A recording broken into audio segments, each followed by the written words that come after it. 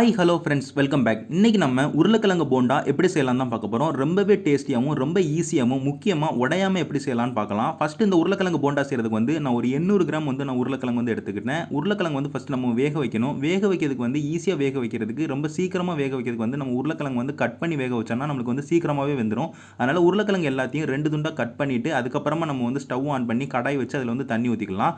ஊற்றின தண்ணியில் வந்து நம்ம கட் பண்ணி வச்ச உருளைக்கிழங்கு எல்லாத்தையுமே சேர்த்து ஸ்டவ்வை வந்து ஹை ஃப்ளேமில் வச்சு மூடி போட்டு ஒரு 15 நிமிஷத்துலேருந்து ஒரு 20 நிமிஷத்துக்கு நீங்கள் கொதிக்க விட்டிங்கன்னா உங்களுக்கு உருளைக்கிழங்கு எல்லாமே நல்லா வந்து வெந்துடும். நீங்கள் உருளைக்கிழங்கு வந்து இந்த அளவுக்கு இவ்வளோ டயத்துக்கு நான் வேக வைக்கணுமா, கொஞ்சம் சீக்கிரமாக நான் வேக வைக்கணும்னு நினச்சிங்கன்னா நீங்கள் வந்து குக்கர்லேயும் வந்து வேக வைக்கலாம் தண்ணி ஊற்றி. நீங்கள் குக்கரில் வேக வைக்கிங்கன்னா ஒரு 4 விசில்லேருந்து ஒரு 5 விசில் விட்டாலே போதும், உங்களுக்கு உருளைக்கிழங்கு வந்து நல்லா வந்து வெந்துடும். நம்மளுக்கு முக்கியமாக வேகிறது பார்த்துக்கிட்டிங்கன்னா நல்லா வந்து வேகணும். நல்ல மாவு மாதிரி நம்ம வந்து பிசையும் போது நம்மளுக்கு வந்து வரணும். அந்த அளவுக்கு நம்மளுக்கு வரணும்னா நல்லா வந்து வேக விடணும். அந்த அளவுக்கு மாவு மாதிரி வரது அளவுக்கு நம்ம வேக விட்டால் மட்டுமே தான் நம்மளுக்கு போண்டா வந்து உருண்டை பிடிக்கும் போது ரொம்பவே ஈஸியாக இருக்கும். அதனால் நல்லா வந்து கொதிக்க விடுங்க. நீங்கள் ஸ்டவ்வில் வந்து ஒரு 15 நிமிஷத்துலேருந்து ஒரு 20 நிமிஷத்துக்கு மூடி போட்டு கொதிக்க விட்டாலே உங்களுக்கு உருளைக்கிழங்கு வந்து நல்லா வந்து வெந்துடும். இந்த மாதிரி நல்லா வந்து ஒரு 15 நிமிஷம் கழிச்சு நீங்கள் வந்து தொடர்ந்து பார்த்தீங்கன்னா நல்லா வெந்தக்கப்புறமா அது வந்து ஒரு பவுல் சூடு ஆறுனக்கப்புறமா நம்ம உருளைக்கிழங்குல உள்ள வெளிப்பகுதி தோல் பகுதி வந்து உரிச்சு எடுத்துக்கலாம். அது ஆறுற நேரத்தில் வந்து நம்ம வந்து உருளைக்கிழங்கு ஸ்டஃபிங்க்கு தேவையான மசாலா வந்து ரெடி பண்ணிடலாம். அதுக்கு வந்து ஸ்டவ் ஆன் பண்ணி அதில் வந்து ஒரு பேன் வச்சுக்கோங்க. அதில் வந்து ஒரு 2 டேபிள் ஸ்பூன் வந்து நம்ம கடலெண்ணெய் வந்து நம்ம சேர்த்துக்கிட போகிறோம். ஏன்னா நம்ம கடலெண்ணெய் தான் பொரிக்க போகிறோம். அதனால் கடலெண்ணெய் வந்து சேர்த்துக்கிறோம். எண்ணெய் வந்து லைட்டாக சூடாக ஆரம்பிச்சக்கப்புறமா கடுகு வந்து ஒரு டீஸ்பூன் வந்து சேர்த்துக்கோங்க. சீரகம் வந்து ஒரு டீஸ்பூன் வந்து சேர்த்துக்கோங்க. சின்ன சின்ன துண்டுகளாக வெட்டின இஞ்சி ஒரு டீஸ்பூன், பூண்டு ஒரு டீஸ்பூன் வந்து சேர்த்துக்கோங்க. அதுக்கப்புறமா ரெட் சில்லி ஃப்ளேக்ஸ் வந்து 2 டீஸ்பூன் வந்து சேர்த்துக்கோங்க. ரெட் சில்லி ஃப்ளேக்ஸ்னால் ஒன்றும் இல்லை, காஞ்ச மிளகா ரொம்ப சின்ன சின்ன துண்டுகளாக வெட்டி சேர்த்துருக்கேன், அதான் ரெட் சில்லி ஃப்ளேக்ஸ். அதுக்கப்புறமா நம்ம வந்து மஞ்சள் தூள் வந்து ஒரு 1/2 டீஸ்பூன் வந்து சேர்த்துருக்கோம். உப்பு வந்து 1/4 டீஸ்பூன் வந்து நம்ம சேர்த்துருக்கோம். பத்தலைனா நம்ம திரும்ப வந்து சேர்த்துக்கலாம். அதுக்கப்புறமா பெருங்காய பொடி வந்து ஒரு 1/4 டீஸ்பூன் வந்து சேர்த்துருக்கோம். அதுக்கப்புறமா நம்ம என்னெல்லாம் சேர்த்துருக்கோம் அப்படின்னு பார்த்துக்கிட்டிங்கன்னா, நம்ம வந்து கருவேப்பிலையில் வந்து ரொம்ப சின்ன சின்ன துண்டுகளை வெட்டி சேர்த்துருக்கோம். அதுக்கப்புறம் பச்சை மிளகாவும் ரொம்ப 2 பச்சை மிளகா வந்து ரொம்ப சின்ன சின்ன துண்டுகளாக வெட்டி சேர்த்துருக்கேன். இது எல்லாத்தையுமே சேர்த்து நல்லா வந்து வதக்கி விடுங்க. ஒரு நிமிஷத்துலேருந்து ஒரு 1.5 நிமிஷத்துக்கு நல்லா வந்து வதக்கி விடுங்க. லோ ஃப்ளேமில் வச்சு வதக்கி விடுங்க. ஏன்னா நம்ம வந்து மசாலா பொடிகள்லாம் சேர்த்துருக்கனால அடிப்பிடிக்கிறதுக்கு வந்து வாய்ப்பு அதிகமாக இருக்குது. நல்லா வந்து ஒரு நிமிஷத்துலேருந்து ஒரு 2 நிமிஷத்துக்கு நல்லா வந்து வாசனை வர அளவுக்கு நல்லா வந்து வதக்கி விட்டுக்கோங்க. வதக்கி முடிச்சக்கப்புறமா அதை அப்படியே வச்சுக்கோங்க.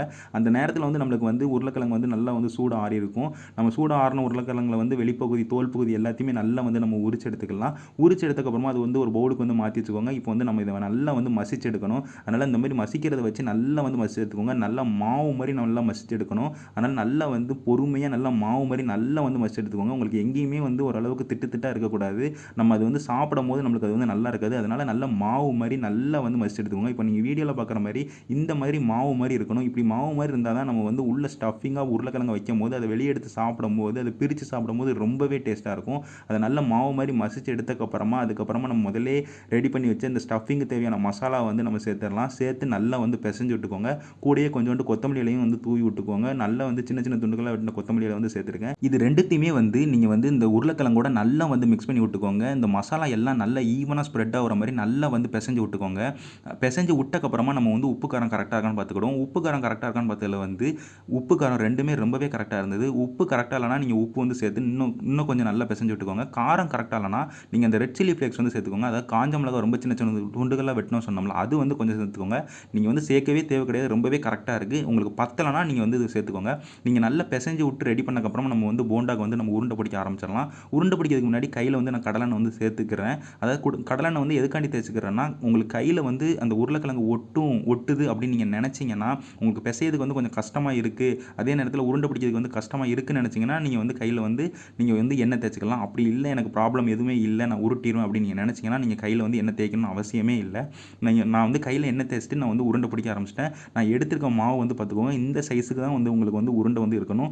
ரொம்ப சின்னதாக பண்ணிட்டாலும் ரொம்ப சின்னதாக இருக்கும். அதே நேரத்தில் நீங்கள் பெருசாக பண்ணிட்டீங்கன்னா நீங்கள் பொரிச்செடுக்கிறதுக்குள்ள உங்களுக்கு ரொம்ப கஷ்டமாயிரும். ஓரளவுக்கு மீடியம் சைஸில் இருந்தால் தான் நீங்கள் வந்து ஈஸியாக வந்து நீங்கள் வந்து எண்ணெய்க்குள்ளே போட்டு பொரிச்செடுக்க முடியும். இதே மாதிரி எல்லா உருளைக்கிழங்கையும் வந்து நல்லா வந்து உருண்டை பிடிச்சி வச்சுக்கோங்க. அதுக்கப்புறமா நம்ம வந்து இன்னொரு பவுல் வந்து எடுத்துக்கலாம். அதில் வந்து 2 கப்பு வந்து கடலை மாவு வந்து சேர்த்துக்கோங்க. அது கூடவே வந்து அரிசி மாவு வந்து ஒரு 1/4 கப்பு வந்து சேர்த்துக்கோங்க. அது கூடவே வந்து மஞ்சள் தூள் வந்து ஒரு 1/2 டீஸ்பூன் வந்து சேர்த்துக்கோங்க. உப்பு வந்து ஒரு 3/4 டீஸ்பூன் வந்து உப்பு வந்து சேர்த்துக்கோங்க. அதுக்கப்புறமா பெருங்காய பொடி வந்து ஒரு 1/4 டீஸ்பூனுக்கு கொஞ்சம் கம்மியாக வந்து சேர்த்துக்கோங்க. கடைசியாக வந்து சோடா பூ வந்து ஒரு 1/4 டீஸ்பூனுக்கும் கம்மியாக வந்து சேர்த்துக்கோங்க. ரொம்ப அதிகமாக வந்து சேர்த்துக்கிடாதீங்க. கடைசியாக வந்து தண்ணி வந்து ஒரு 3/4 கப்பு சேர்த்து நல்லா வந்து மாவு வந்து நல்லா வந்து கலக்கி விட்டுக்கோங்க. 3/4 கப்பு தண்ணி போதும், ரொம்ப அதிகமாக தண்ணி சேர்த்துற வேண்டாம். நம்மளுக்கு இந்த மாவோட கன்சிஸ்டன்சி பார்த்துக்கிட்டிங்கன்னா பஜ்ஜி மாவோட கொஞ்சம் திக்காக வந்து கன்சிஸ்டன்சி இருந்ததுன்னா ரொம்பவே பெர்ஃபெக்டாக இருக்கும். நம்மளுக்கு பஜ்ஜி மாவு கன்சிஸ்டன்சியோட கொஞ்சம் திக்காக இருந்தால் தான் நம்ம வந்து போண்டா போட்டு எடுக்கும்போது ரொம்பவே ஈஸியாக வந்து போண்டா போட்டு எடுத்துக்கலாம். இந்த மாதிரி கன்சிஸ்டன்சிக்கு கொண்டு வந்ததுக்கப்புறமா நம்ம வந்து ஸ்டவ்வில் ஸ்டவ்வில் வந்து ஒரு கடாயை வச்சு எண்ணெய் வந்து ஊற்றிக்கலாம். எண்ணெய் வந்து கடலெண்ணெய் வந்து ஊற்றிக்கோங்க. எண்ணெய் வந்து ஓரளவுக்கு நம்ம போண்டா போட்டு எடுக்கும்போது முங்குற அளவுக்கு, மேக்ஸிமம் முங்குற அளவுக்கு, முக்கால்வாசி போண்டா வந்து முங்குற அளவுக்கு எண்ணெய் இருந்ததுன்னா நம்ம ஈஸியாக வந்து போண்டா போட்டு எடுத்துக்கலாம். அதே நேரத்தில் நீங்கள் ஸ்டவ் வந்து ஓரளவுக்கு மீடியம் ஃப்ளேமில் வச்சு எண்ணெய் வந்து லைட்டாக சூடாக ஆரம்பிச்சக்கப்புறமா நீங்கள் வந்து ஒவ்வொரு போண்டாவும் வந்து போட்டு எடுங்க. நீங்கள் போண்டா போட்டு எடுக்கிறதுக்கு வந்து இந்த உருளைக்கிழங்கு உருண்டையை வந்து கடலை மாவில் வந்து நல்லா முக்கிட்டு அதுக்கப்புறமா நீங்கள் வந்து இந்த எண்ணெயில் வந்து இப்படி போடுங்க. நீங்கள் போடும்போது அந்த கடைசியாக வந்து மேலே வந்து லைட்டாக வந்து இந்த உள்ளே இருக்கிற உருளைக்கிழங்கு தெரியும். அது மூடுறதுக்கு வந்து அந்த கடலை மாவு வந்து லைட்டாக அது மேலே வந்து ஊற்றி விட்டுக்கிட்டிங்கன்னா உங்களுக்கு எல்லா சைடும் நல்லா வந்து கவர் ஆயிரும். கவர் ஆகலைன்னா உங்களுக்கு உள்ள ஸ்டஃபிங் வந்து கொதிக்கும் போது வெளியே வந்துடும். அதனால் நல்லா எல்லா சைடும் கவர் ஆயிருக்கான்னு பார்த்துக்கோங்க. அதே நேரத்தில் மெல்லமாக போடுங்க, ஒன்றும் பிரச்சனை இல்லை. ரொம்ப ஈஸியாக வந்து நம்ம ரெடி பண்ணிடலாம். நீங்கள் மொதல் டைம் பண்ணுறீங்கன்னா ஒரு 2 போண்டா வந்து உங்களுக்கு தப்பாக வரும். அதுக்கப்புறம் உங்கள் எல்லாருக்குமே ஈஸியாக வந்துடும். அதுக்கப்புறமா எண்ணெயில் வந்து இந்த சைடாக அந்த மீதி வெளியே இருக்கிற அந்த கடலை மாவு வந்து அப்படியே வந்து வெளியே எடுத்துருங்க. நம்ம போண்டா மட்டும் பொரிக்க ஆரம்பிச்சிடலாம். போண்டா பொரிக்கிறதுக்கு வந்து ஒரு 2 நிமிஷத்துலேருந்து ஒரு 3 நிமிஷம் நான் வந்து நம்ம மீடியம் ஃப்ளேமில் வச்சு கொதிக்க விட்டாலே போதும். நம்மளுக்கு போண்டா வந்து ரொம்பவே சூப்பராக வந்து ரெடி ஆயிரும். ஏன்னா நம்ம உள்ள ஸ்டஃபிங் வந்து ஏற்கனவே நம்ம வேக வச்சு ரெடி பண்ணிட்டோம். வெளியே வந்து நம்ம அந்த லேயர் கிரியேட் பண்ணுறதுக்கும் அதை நல்லா கிறிஸ்பியாக ரெடி பண்ணுறதுக்கும் மட்டுமே தான் நம்ம எண்ணெயில் போட்டு பொரிச்சு எடுக்கிறோம். அதனால் ரொம்ப நேரம் பொரிக்காமல் ஸ்டவ் வந்து மீடியம் ஃப்ளேமில் வச்சு ஒரு 2 நிமிஷத்துலேருந்து ஒரு 3 நிமிஷத்துக்கு நல்லா வந்து பொரிச்சு எடுத்துட்டிங்கன்னா உங்களுக்கு ரொம்பவே சூப்பராக வந்து உருளைக்கிழங்கு போண்டா வந்து கிடச்சிரும். நம்ம வந்து ஓரளவுக்கு லைட் கோல்டன் ப்ரௌன் கலர் கிடச்சிச்சுனாலே நம்ம வந்து ரொம்ப சூப்பராக ரெடி ஆயிடுச்சு அர்த்தம். இந்த மாதிரி கலர் கிடச்சிச்சுன்னா நம்மளுக்கு உருளைக்கிழங்கு போண்டா வந்து ரொம்பவே சூப்பராக ஆயிடுச்சுன்னு அர்த்தம். இதே மாதிரி நான் சொன்ன ஸ்டெப் எல்லாத்தையும் ஃபாலோ பண்ணி போட்டிங்கன்னா உங்களுக்கு வந்து கிராக் எதுவுமே இல்லாமல் உருளைக்கிழங்கு போண்டா வந்து கண்டிப்பாக கிடைக்கும். வீட்டில் எல்லாருக்குமே செஞ்சு கொடுங்க. எல்லாருமே ரொம்ப விரும்பி சாப்பிடுவாங்க. ரொம்ப ஈஸியாக பண்ணிடலாம். நான் இதே மாதிரி வேறு ஒரு நல்ல ரெசிபியோட உங்கள் எல்லாருமே வந்து பார்க்குறேன். நன்றி.